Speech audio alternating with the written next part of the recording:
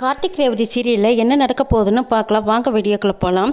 சாமுண்டீஸ்வரி குடும்பத்தோடு எல்லாருமா போய் துணி எடுத்துகிட்டு வராங்க. வீட்டுக்கு வந்ததுக்கப்புறம் கார்த்தி நவீனை கூப்பிட்டு திட்டுறாங்க. டே, உனக்கு கொஞ்சமாச்சு அறிவு இருக்கா? நானே வெளியில் வர வேண்டான்னு சொன்னனால திரும்ப எதுக்குடா வந்தால் எவ்வளோ பிரச்சனை தெரியுமா? நீ மட்டும் அத்தை கண்ணில் பட்டிருந்தா எவ்வளோ பிரச்சனை ஆகிடுக்கும், யோசிச்சு பாருங்கிறாங்க. ஆமாம் கார்த்தி, நான் செஞ்சது தப்பு தான். என்ன செய்யுது, துர்கா தான் வந்தே ஆகணும்னு கூப்பிட்டா. அவள் பேச்சை மீற முடியல, அதனால தான் நானும் வந்தேங்கிறாங்க நவீன். ஆமாம்மா, நான் சொன்னதுனால தான் அவரும் வந்தார். அவர் வரலன்னு தான் சொன்னார் அப்படின்னலாம் சொல்லிட்டு இருக்கும்போது அப்போ நவீன் சொல்கிறாங்க. டே கார்த்தி, நான் இங்கே இருக்கும்போது அந்த மாப்பிள்ளையோட அப்பா அம்மாவாக இருக்காங்க பாரு, அவங்க வீட்டுக்கு வந்தாங்க. அத்தையோட பீரவை திறந்து ஏதோ எடுக்க பார்த்தாங்க. அப்போ நான் பேய் குரலில் கத்துனதும் அவங்க அங்கேருந்து ஓடிட்டாங்கங்கிறாங்க. அப்படியா? எனக்கும் அவங்க மேலே அப்போ இருந்த சந்தேகமாக தான் இருக்குது. அவங்க ஒன்றும் உண்மையான அப்பா அம்மா மாதிரியும் தெரியல, துர்காவை கல்யாணம் பண்ணிக்க வந்த ஒரு நல்ல சம்மந்தமாகவும் தெரியலைங்கிறாங்க கார்த்தி. சரி, அது என்னங்கிறத நான் கூடிய சீக்கிரம் கண்டுபிடிக்கிறேன்ட்டு போகிறாங்க. நீ வந்து என் ரூமில் தங்கிக்க வாங்குறாங்க. அப்போ ரேவதி வந்து இல்லை வேண்டாம், அவர் இங்கேயே இருக்கட்டுங்கிறாங்க. நாங்கள் 2 பேரும் ஒரே ரூமில் தங்கிக்கிறோங்கிறாங்க நவீன். இதுக்கப்புறம் வெளியில் வந்ததுக்கப்புறம் கார்த்தி ரேவதி கிட்ட கேட்குறாங்க. என்ன ரேவதி, உனக்கு கொஞ்சமாச்சு அறிவு இருக்கா? ஏன் இப்படி பண்ணன? அவங்க 2 பேரும் கல்யாணம் ஆகாதவங்கள ஒரே ரூமில் தங்க வைக்கலாமாங்கிறாங்க. இதெல்லாம் தப்பல்ல வாங்குறாங்க கார்த்தி. இங்கே பாருங்கள், நமக்கு தான் அந்த மாதிரி ஒரு வாய்ப்பு கொடுத்து வைக்கல.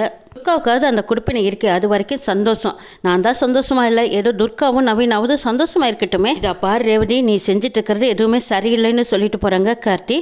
என்னாச்சு இவருக்கு, செய்கிறதெல்லாம் புரிஞ்சுக்கிட்டு இப்படி பண்ணுறாரா இல்லை புரியாத மாதிரி நடிக்கிறாரான்னு ஒன்றும் புரியலையேன்னு நினைக்கிறாங்க ரேவதி. கார்த்தி ஏதோ யோசனையில் இருக்காங்க. அங்கே மயில்வாகனை வந்து கார்த்திகிட்ட உங்ககிட்ட ஒரு விஷயம் சொல்லணும்னு நினைக்கிறேங்கிறாங்க. என்ன, எல்லாம் ரேவதியை பற்றி தான்ங்கிறாங்க. அப்படியா, என்ன விஷயம் சொல்ல வந்தீங்க சொல்லுங்கன்னு கேட்குறாங்க கார்த்தி.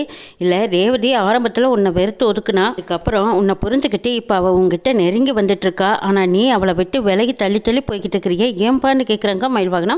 நீங்கள் கேட்டதில் தப்பில்லை, இருந்தாலும் சொல்கிறேன். அத்தை இது வரைக்கும் என்னை டிரைவராக தான் பார்த்துட்ருக்காங்க. ஆனால் நான் ராஜா சேதுபதியோட பேரன்னு தெரிஞ்சால் நிச்சயமாக அடுத்த நிமிஷம் அவங்க என்ன முடிவு எடுப்பாங்கன்னு தெரியாது. அதான் ராஜா சேதுபதியோட பேரன்னு தெரிஞ்சால் நிச்சயமாக அத்தை என் கூட ரேவதியை சேர்ந்து வாழ விட மாட்டாங்க. கண்டிப்பாக பிரித்து தான் கூட்டிகிட்டு போகிறாங்க. எல்லா உண்மையும் தெரிஞ்சதுக்கப்புறமா அப்போ ரேவதியோட மனசு வருத்தப்படக்கூடாது இல்லையா? அதனால தான் நான் இப்போவே தள்ளி இருக்கேங்கிறாங்க கார்த்தி. கார்த்திக்கு மட்டும் உண்மை தெரிஞ்சு என்னை ஏற்றுக்கிட்டாங்கன்னா நிச்சயமாக நான் ரேவதி கூட சேர்ந்து வாழ்கிறேன். ஆனால் அதுக்கான சான்ஸோ வாய்ப்போ கிடையாதுன்னு நல்லாவே தெரியுது. எங்களை பிரித்ததுக்கப்புறமா ரேவதியோட மனசு பாதிக்கப்படக்கூடாதுங்கிறதுக்காகத்தான் நான் இப்போ இருந்தே அவகிட்ட விலகி இருக்கேங்கிறாங்க கார்த்தி. கார்த்தி, உன் மனசில் இவ்வளோ ஒரு அழுத்தம் திருத்தமாக நீ இப்படி ஒரு முடிவோடு இருப்பீன்னு நான் நினச்சி பார்க்கல. இருந்தாலும் சொல்கிறேன், கண்டிப்பாக அத்தை உன்னை புரிஞ்சுக்கிட்டு உங்கள் 2 பேர்த்தையும் சேர்த்து வைப்பாங்கிற நம்பிக்கை எனக்கு இருக்குதுங்கிறாங்க மயில்வாகனம். அத்தை புரிஞ்சுக்கிட்டு என்னையும் ரேவதியும் சேர்த்து வச்சாங்கன்னா அது நான் ரொம்ப சந்தோஷப்படுவேன். ஆனால் அவங்க தேவையில்லைன்னு நினச்சி என்னை வேண்டான்னு வெறுத்தாங்கன்னா கண்டிப்பாக நான் இன்னும் ரேவதியும் பிரியும்படி ஒரு சூழ்நிலை ஏற்படும். அதனால் அப்போவே வருத்தப்பட்டு நிற்கிறத விட நம்ம இப்போ இருந்து விலகி நிற்கிறது நல்லதுதானுங்கிறாங்க. இல்லைப்பா, கூடிய சீக்கிரம் அத்தை உன்னை புரிஞ்சுக்க பார்ப்பாங்க பாருங்கன்ட்டு போகிறாங்க மயில்வாகனம். துர்கா ரெடியாகி வந்திருக்காங்க. அவங்களுக்கு எல்லாரும் நலங்கு வச்சுக்கிட்டு இருக்கிறாங்க. உங்க மாப்பிள்ளையோட அப்பா அம்மா வராங்க. அவங்களும் 2 பேரும் தனியாக நின்று பேசுகிறாங்க. இதை பாரியா, அன்னைக்கு தான் எப்படியோ ஜவுளி எடுக்க போகிற அன்றைக்கி ஏமாந்துட்டோம். ஆனால் இந்த தடவை ஏமாறக்கூடாது. நலங்கு வைக்கும்போது எல்லாரும் நலங்கு வைக்கிற இடத்துல தான் நிற்பாங்க. அதனால் வீட்டுக்குள்ளே யாரும் இருக்க மாட்டாங்க. இந்த நேரம் பார்த்து நம்ம இருக்கிற நகை பணம் எல்லாம் எடுத்துகிட்டு போயிடலாம். எடுத்துகிட்டு போய் நம்ம பாட்டுக்கு செட்டில் ஆகிடலாம். ஆனால் ஆளுக்கு பாதி அப்படின்னு 2 பேரும் பேசி முடிவு பண்ணுறாங்க. அங்கே பரமேஸ்வரி பாட்டு வராங்க. அவங்களும் நலங்கு வைக்கிறதுக்காக அவங்க ஊர்க்காரங்களையும் கூட்டிகிட்டு வராங்க. அவங்க கொண்டு வர சீரை பார்த்ததும் சாமுண்டீஸ்வரிக்கு சரியான கோபம் வருது. அங்கேயே நில்லு அப்படிங்கிறாங்க. என்ன சாமுண்டீஸ்வரி, ஏன் இப்படியெல்லாம் சொல்கிற? நல்ல விசேஷம் நடக்க போகிற நேரத்தில் நீ சண்டை போடணுன்னே என்கிட்ட நிற்கிறியா? இதெல்லாம் வேண்டாம் சாமுண்டீஸ்வரி, நல்ல காரியம் நல்லபடியாக நடக்கட்டுங்கிறாங்க. போது நிறுத்து. ஆமாம், அலையாத விருந்தாளியாக வந்து நிற்கிறியே, உனக்கெல்லாம் வெக்கமாகவே இல்லையா? நான் உன்னை கூப்பிடவே இல்லையேங்கிறாங்க சாமுண்டீஸ்வரி. இதை பார் சாமுண்டீஸ்வரி, என் வீட்டு விசேஷம், இதுக்கு யார் கூப்பிடணும்? என்னை யாரும் கூப்பிட்டு தான் என் பேத்தியோட விசேஷத்துக்கு வரணுங்கிற அவசியம் இல்லை, நான் வருவேங்கிறாங்க பாட்டி. பாட்டி சொல்கிறத காதலையே போட்டுக்காத சாமுண்டீஸ்வரி திட்டிக்கிட்டு இருக்காங்க. அப்போ சந்திராவும் கூட சேர்ந்துக்கிட்டு, இந்த கிழவிக்கு ஒரு தடவை சொன்னால் புரியாது போல இருக்குது, திரும்ப இங்கே வந்து நிற்கிட்டு பாரு. அக்கா, எல்லாமே நீ கொடுக்குற இடம் தான். நான் அன்னைக்கே சொன்னனால இந்த கிழவியோட உறவை அறுத்து விட்டு அப்புறமா இந்த கிழவியோட உறவை சேர்த்துக்காது நான் சொல்லிகிட்டே இருந்தேன். ஆனால் நீ தான் கேட்கல. எலெக்ஷனுங்கிற பேரில் இந்த கிழவி வீட்டுக்கு நீ போனதுனால தான் இந்த கிழவி இன்னைக்கு நம்ம வீடு ஏறி வந்துட்டு இருக்குதுன்னு சந்திரா ஒரு பக்கம் திட்டிகிட்டு இருக்காங்க. சந்திரா சாமுண்டீஸ்வரி 2 பேருமே பரமேஸ்வரி பாட்டிக்கிட்ட பேசுறது எல்லாம் பார்த்துட்டு இருந்த ஊர்க்காரங்க சொல்கிறாங்க. என்னம்மா நீ என்ன பேச்சு பேசிகிட்டு இருக்க? அவங்களுக்கு என்னதான் இருந்தாலும் மகனோட பொண்ணு, அவங்க பேத்தி, அவங்களுக்கு இல்லாத உரிமையாக அவங்க செய்கிற நல்லபடியாக செஞ்சு முடிக்கட்டும். அப்போ தான் அவங்க மனசு சந்தோஷப்படும். அவங்களுக்கு அந்த உரிமை இருக்குது, அதை யாரும் தடுக்க முடியாதுன்னு ஊர்க்காரங்க சொல்கிறாங்க. இது எல்லாம் கேட்டுட்டு இருந்த சாமுண்டீஸ்வரி சாமுண்டீஸ்வரி. இவங்க முன்னாடி இப்படியே இந்த கிழவி பரிதாப ஓட்டு வாங்கிடுறா, இதுக்கப்புறம் இந்த கிழவியை நம்மளால் விரட்ட முடியலையேன்னு நினச்சிட்டு இருக்கிறாங்க சாமுண்டீஸ்வரி. நம்ம என்ன தான் சொன்னாலும் அக்கா கறி கேட்குற மாதிரி தெரியலையே, இந்த கிழவி இப்போ விரட்டணும்னு பார்த்தாலும் விரட்ட முடியல, அப்படியே நிற்கிறா பாரு அப்படிங்கிற மாதிரி பாட்டி மேலே கோவமாக நிற்கிறாங்க. ஊர்க்காரங்க சொன்னதுனால சாமுண்டீஸ்வரி சரி இந்த ஒரு தடவை தான் சரி செய்ய வேண்டிய நலங்கு வச்சுட்டு நீ இங்கேருந்து கிளம்புங்கிறாங்க. சரி சாமுண்டீஸ்வரி, இதைத்தான் நானும் எதிர்பார்த்து வந்தேன். நான் வந்ததுமே நீ பேசாமல் அமைதியாக இருந்திருக்கலாம். இப்போ பாரு எல்லாரும் சொன்னதுக்கப்புறம் நீ சம்மதிக்க வேண்டியதாக இருக்குது. என்னதான் இருந்தாலும் ஏன் பேட்டி அல்லவா, நான் விட்டு கொடுப்பேனா அப்படின்ட்டு பாட்டி நலங்கு வைக்கிறாங்க. இங்கே எல்லாரும் கிட்ட நின்று பாட்டி நலங்கு வைக்கிறத பார்த்து சந்தோஷப்பட்டுட்டு இருக்காங்க. இங்கே சந்திரா அப்படியே வயிறு எரிஞ்சு நிற்கிறாங்க.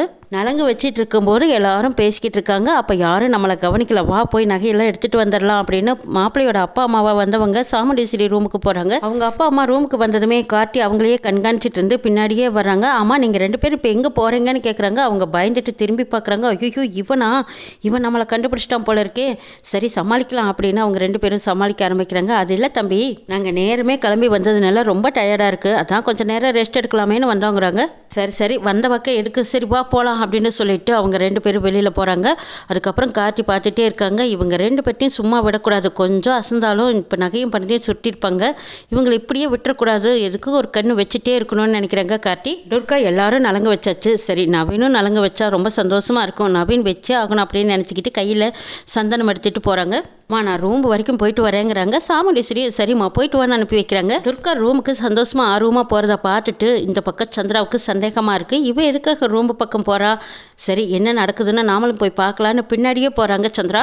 துர்கா உள்ளே போனதுமே நவீன்னு கூப்பிடுறாங்க. நவீன் கட்டில் கடியில் மறைஞ்சிருக்காங்க. வெளியில் வந்து என்ன துர்கா அப்படின்னு வந்து நிற்கவும் கதவை சாத்திட்டு இந்த சந்தனத்தை எனக்கு வச்சு விடு, எல்லாரும் நலங்கு வச்சுட்டாங்க, என்ன இருந்தாலும் உன் கையால் நலங்கு வச்சுக்கிறதுல எனக்கு சந்தோஷமாக இருக்கும், நீ வெய்யி அப்படிங்கிறாங்க. துர்கா வச்சே ஆகணுமாங்கிறாங்க. ஆமாம் நவீன் நீ வச்சே ஆகணும், அதுக்காகத்தான் நான் இங்கே ரூமுக்கு வந்தேன், இந்த வச்சுடு அப்படின்னு சொல்லி சந்தனத்தை கொடுக்குறாங்க துர்கா. நவீன் துர்காவுக்கு சந்தனத்தை வச்சுட்டு இருக்கும்போது அந்த பக்கமாக சந்தேகம் அந்த சந்திரகலாக அந்த பக்கம் போய் பார்க்குறாங்க.